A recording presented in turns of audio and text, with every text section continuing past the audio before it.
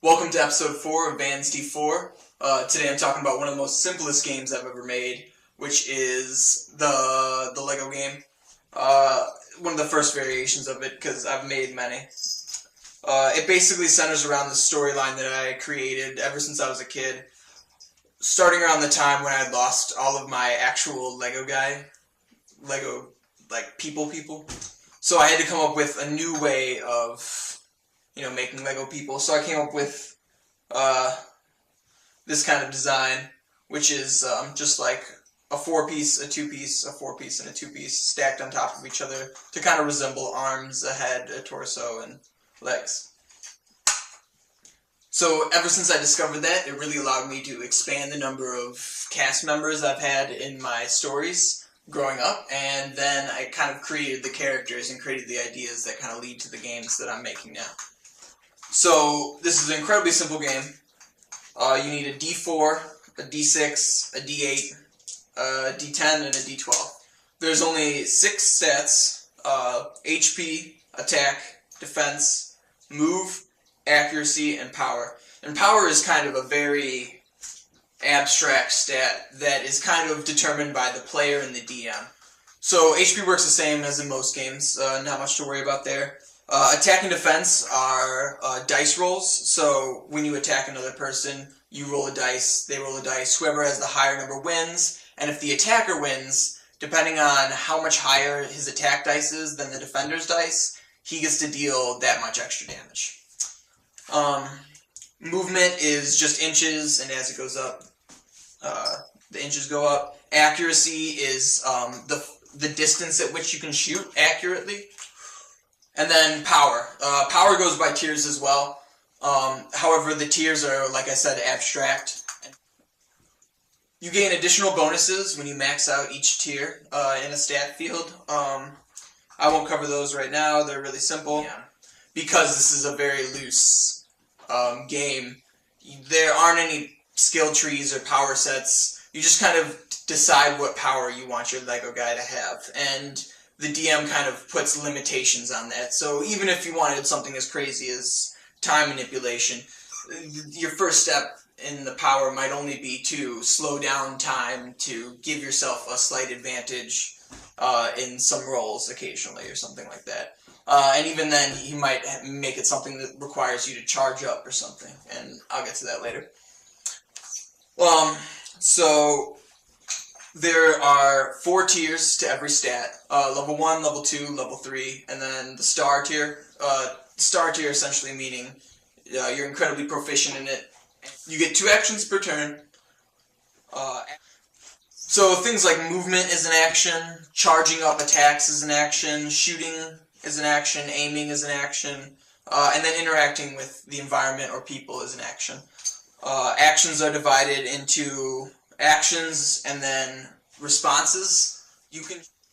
Responses are dodging, releasing a charged attack or a charged power, defending, and overdrawing energy to use it towards a defense or a dodge or this. You can choose to forego actions to give yourself extra responses, but typically if you take an action in a response, you're taking it out of the next turn's set of 2 actions.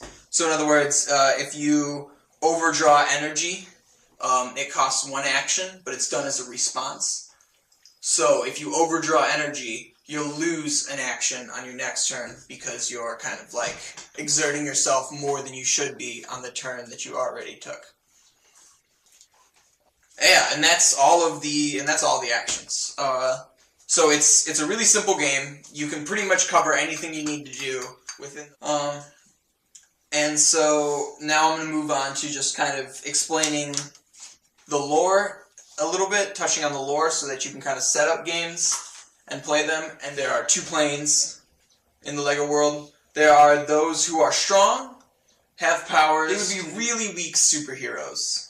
Like really low tier superheroes. It's once you become Iron Man level and really ascend, and Superman level, that's when you ascend into the next plane and you're thrust into a world full of gods, and then kind of weeded out that way, because each house is a completely different universe.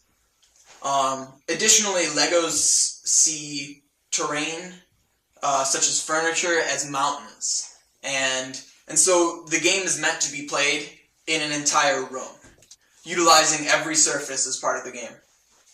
You'll want to center the missions around capturing new locations, defending other Legos, or defending locations held, especially depending on whether or not they're a more evil person or a more good person.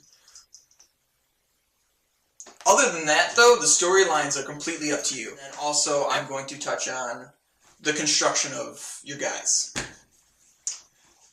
Alright, so like I said, the basic setup for a Lego guy is something like this. Pretty simple. You got a head piece, arm pieces, and a stomach piece.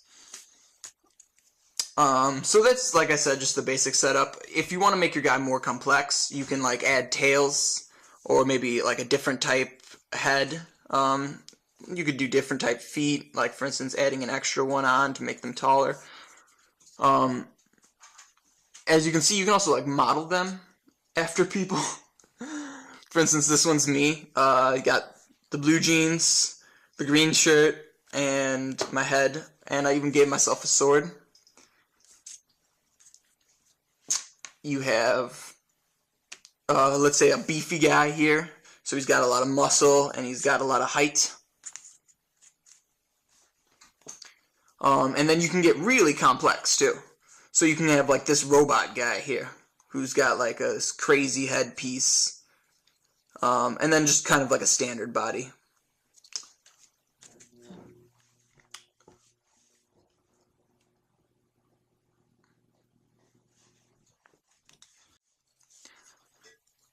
Alright, so when you start off the game, you want to start them off as babies. Legos don't need food, necessarily. They only need space to grow and live in. So that being said, Legos that are in your Lego bin do not grow, because they have no space to kind of like feed off of. So you start them off as children. That's how you like introduce them to the game and kind of teach them it. When they're children, you'll only have them pick one stat, and that's kind of like their favorite stat. And then the rest are all going to be the basic level 1 tier. After they've kind of done a little bit of storyline, you'll move them on to becoming adults, and 3 more of their stats will move up to level 2. Yeah, so that's about everything that I'll be covering in this video.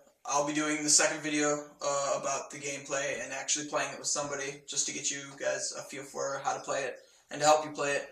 And then, as always, when that video comes up, I'll also have all of the sheets and stuff for it. So, next time.